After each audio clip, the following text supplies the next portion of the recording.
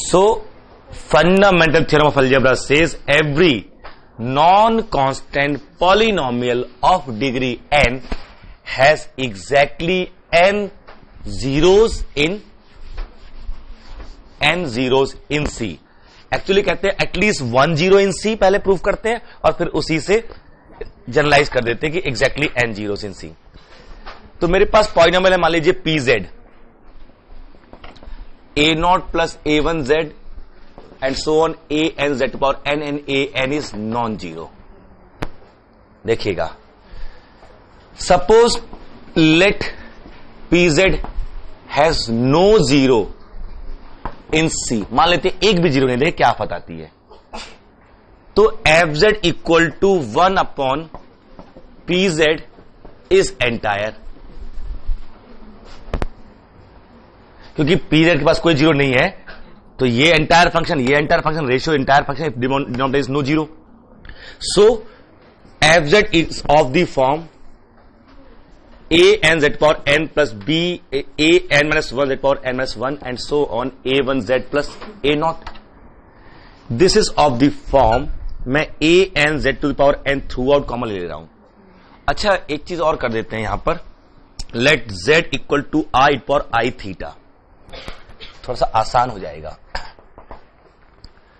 ठीक है, तो ये बन जाएगा मेरा, ये क्या जाएगा, a n r e to power n i theta. अगर बाहर ले लूं मैं r to the power n, यहां क्या बचेगा, a n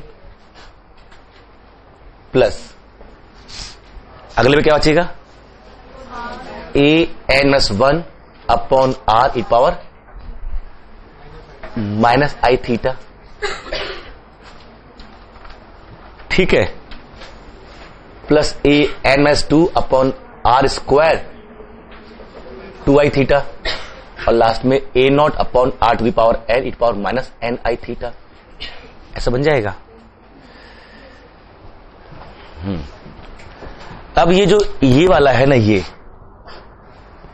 इसको देखो, this when r tends to infinity, अगर मैं इसका मॉड लूं तो सबका मॉड अलग चला जाएगा. ये this can be made S small S, ये सबका मॉड क्या बन जाएगा, जैसे मैं a n प्लस ये जो मेरा है, अगर सबका मॉड ले तो this is less than equal to mod a n plus mod a m is 1 upon r and so on. When r tends to infinity this all tends to zero, ये mod a n आ जाएगा. Finite number तब जा रहा है, तो when r is increasing this tends to a finite number, and ये जो 1 अपॉन r है, ये जितना चाहो उतना कम कर सकते हो. 1 upon r to the power, अगर मैं यहां मॉड लगा देता हूं, यहां मॉड, तो ये तो मेरा 1 हो जाएगा, केवल क्या बचेगा, तो this is what 1 upon r to the power n, this mod.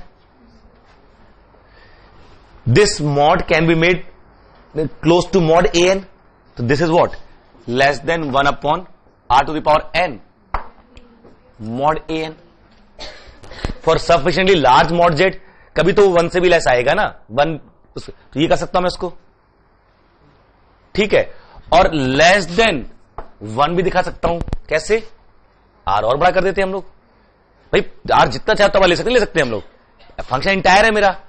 जैसे ये आया तो हमने क्या प्रूफ कर दिया कि ये जो है this is less than 1 for large r. अच्छा, ये जो r है ना यहां, इसके बाद वो लेस देन 1 है, और इसके अंदर वैसे ही बाउंडेड होता है function. If f is entire in any bounded domain is bounded, तो इसके अंदर बाउंडेड है, मान लीजिए m से, इसके बाहर किससे लेस है, 1 से. चलो बाउंड्री पे यहां पर बाहर इसके ऊपर भी ले लेते, बाउंड्री पे भी यहां से with in and on this less than m, outside less than 1, दोनों का मैक्सिमम ले लूं मैं. मेरा f कैसा हो गया, bounded, hence f is constant. f is entire, f is bounded, then f is constant, so 1 upon pz is constant, so pz is constant. Not correct. We have started with non-constant polynomial of degree n, so it must have at least 1 0. जो मेरी ये assumption थी वो wrong हो गई. It must have at least 1 0. तो क्या हो जाएगा मेरा जो pz, hence pz must be of the form z minus alpha 1, where alpha 1 is at least 1 0, into P1Z field के ऊपर है, हम लोग फील्ड के ऊपर है, this linear factor should be out. So we have proved that if P is a non-constant polynomial, then it has at least one zero in C. Hence, that Pz can be written as Z minus alpha 1 into P1Z. And what is P1Z? A polynomial of degree n minus 1. We repeat the same process over P1. If degree of Pz is 1, we are done. This has to be constant. If it is not 1, apply the same logic over P1Z. You will get 1 0 of that. If degree of P1Z is 1, then Pz is of degree 2, and we have established 2 zeros, and so on. The finite degree is always finite. We are going down. It has to terminate after n steps, providing you what? N zeros. So every polynomial of degree n over C has exactly n zeros. Exactly n zeros. Confirm? लिख लीजिए. Just watching videos won't help. You need to practice your learning by solving questions. Get the latest practice books from DIPS. Click on the link to buy now.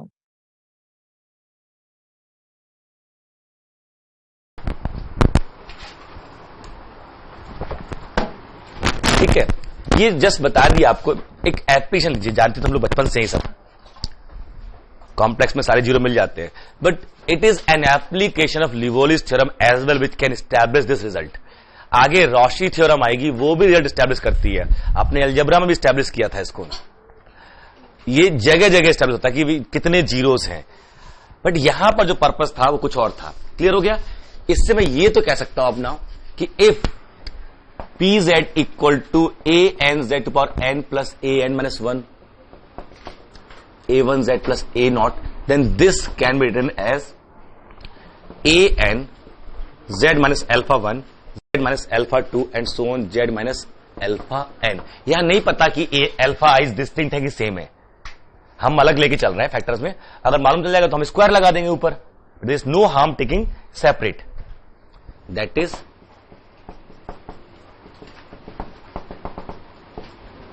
किसी भी पॉइंटेबल को आप हमेशा ऐसे लिख सकते हो. तो हमेशा n जीरोस तो होंगे ही होंगे. ठीक है, तो एग्जैक्टली n हो जाएंगे. डिस्टिंक्ट वर्ड यूज नहीं कर रहे हैं. Counting multiplicity, counting multiplicity. जब हम ये बोल रहे हैं कि every point of degree n has exactly n zeros in C, आगे मेंशन कर देना चाहिए काउंटिंग मल्टीप्लिसिटी. मैथ्स में डिस्टिंक्ट जब रखना हो तो बोला जाता है डिस्टिंक्ट. तो मैंने ये नहीं कहा exactly n distinct zeros. I am saying n zeros counting multiplicity. जैसे average equal to Z square, degree 2 का है, इसका 2 जीरो है, दोनों कहां है? 0 पे. दोनों कहां है? 0 पे. ठीक है, काउंटिंग है 1 0, बट मल्टीप्लिसिटी के चलते वो कितने हो गए? 2 हो गए. क्लियर? कोई दिक्कत नहीं यहां पर. ये हुआ पॉलिनोमियल. हम हमेशा ऐसे ले सकते हैं. अच्छा, इससे एक चीज और मिल रही है कॉम्प्लेक्स में, खास तौर से यहीं से देखिए. Now let f be a non-constant polynomial.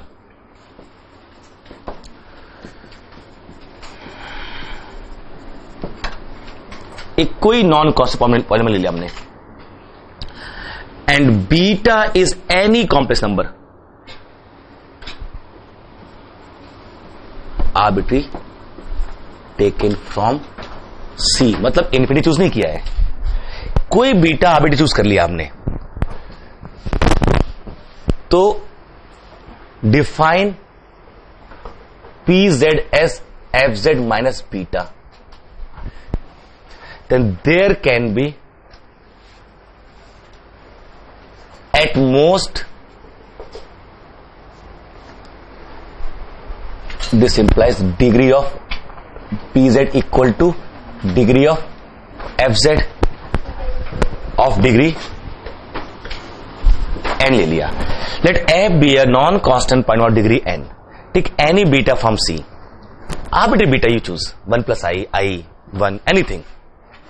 And define a new polynomial Pz as fz minus beta. ये खूब करते रहे हम लोग, five x to f s minus x for fix point.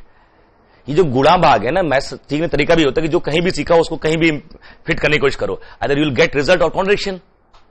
जैसे मैंने यहां पीजे बना लिया, ठीक है, then there can be at most n alpha 1 alpha 2 alpha n belongs to C at most n distinct, अगर कहूं तो डिस्टिंक्ट के केस में क्या है, at most n distinct such that P alpha I equal to 0।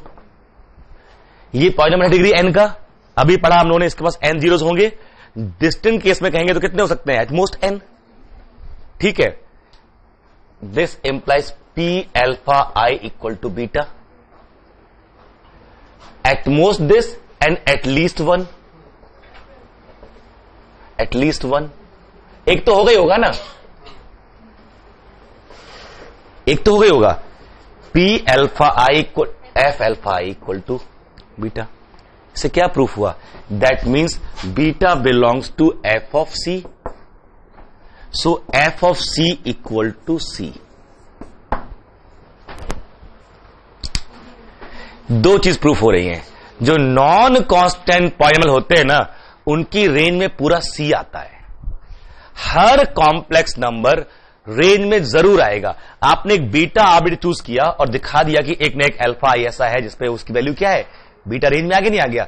और ये भी कि जो भी कॉम्प्लेक्स नंबर रेंज में आता है उसके पास एटमोस्ट n प्री इमेज हो सकती है, उससे ज्यादा नहीं।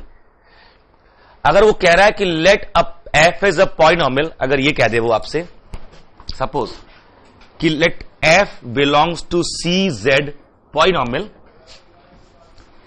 Degree of fz is suppose less than equal to 5। जरा देखिएगा, degree of fz is less than equal to 5, पता नहीं 0 है कि 1 है कि 2 है, 5 से ज्यादा नहीं है ये मालूम है, ठीक है। And fz equal to 1 for z equal to 0 1 2 3 4 and 5। This implies f is constant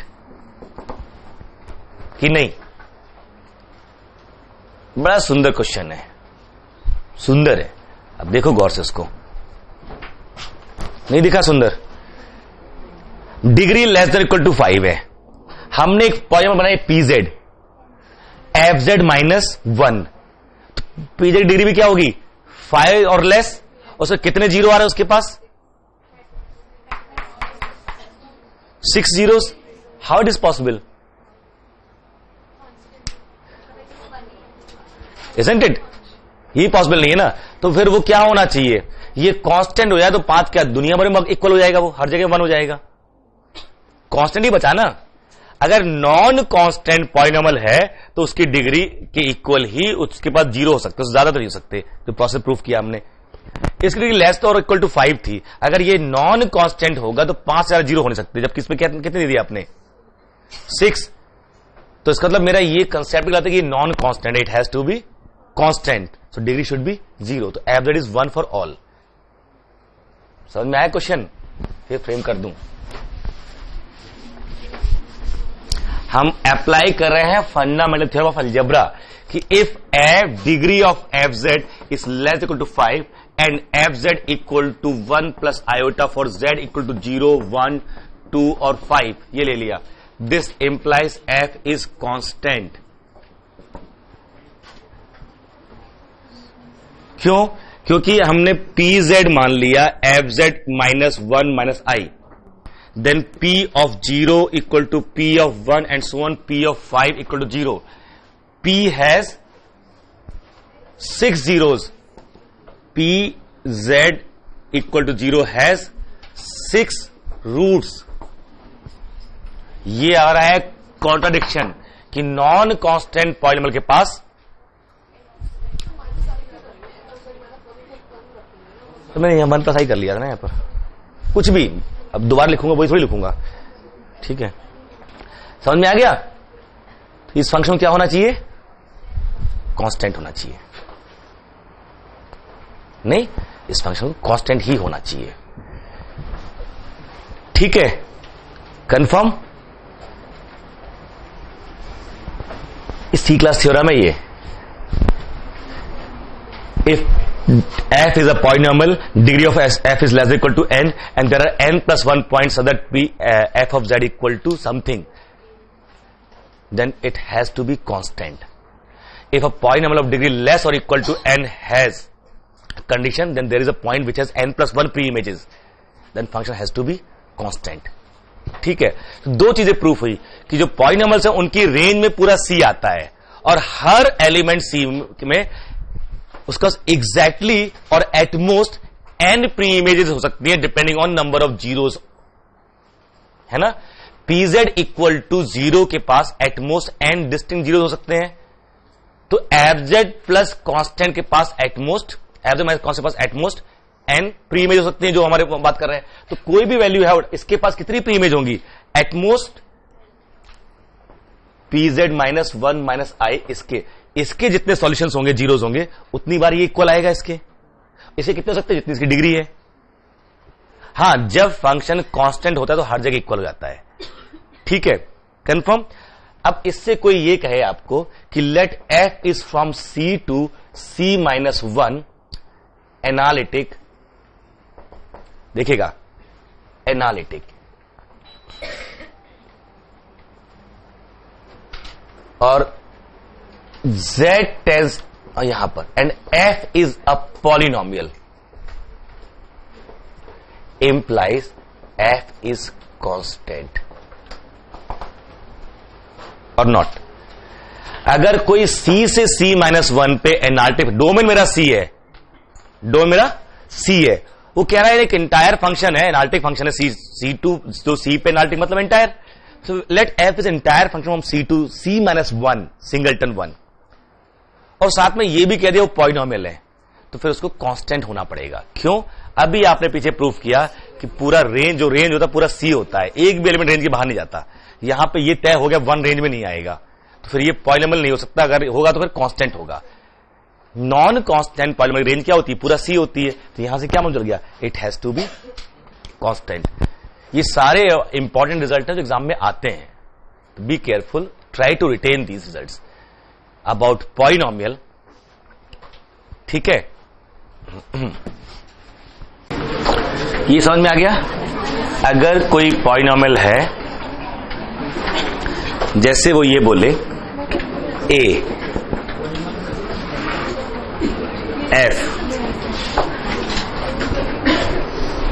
f is from c to c minus iota analytic. A doesn't contain, A contains entire functions for sure, but not polynomial. A will contain, अभी तक तो कोई condition नहीं है ना. So A will contain entire function but not polynomial. If a polynomial belongs to A, it has to be constant. So A will not contain any non-constant polynomial. साथ में ये भी कह दिया अगर वो कि limit z tends to infinity f z equal to infinity, then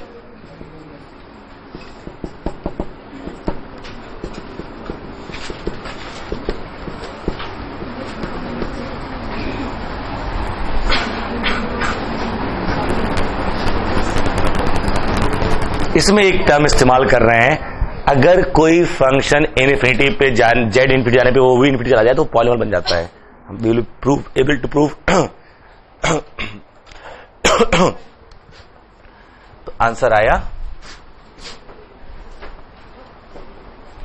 ऐसा फंक्शन नहीं हो सकता. ये बता रहा है पॉलिनोमियल, कोई इंटायर फंक्शन ऐसी हरकत करता है तो पॉलिनोमियल होता है. अभी एनएससी, बट आगे प्रूफ भी हो जाएगा. दिमाग में बैठा तो रहे कम से कम कि अगर z टेंड्स टू इन्फिनिटी पे f z इन्फिनिटी पे जा रहा है तो फंक्शन को पॉलिनोमियल ही होना पड़ता है. ये इफ एंड ओनली कंडीशन है. Entire function non constant polynomial if and. तो यहां से क्या हो रहा है? नॉन कांस्टेंट पॉलिनोमियल, क्योंकि कांस्टेंट तो वहां भी नहीं जाता, कांस्टेंट कहीं नहीं जाता. ठीक है, और फिर ये तो यहां से कह रहा है कि वो पॉलिनोमियल नहीं होना चाहिए, और पॉलिनोमियल होगा तो कांस्टेंट होगा. यहां से कह रहा है पॉलिनोमियल होना चाहिए. ठीक है, कंफर्म। चलिए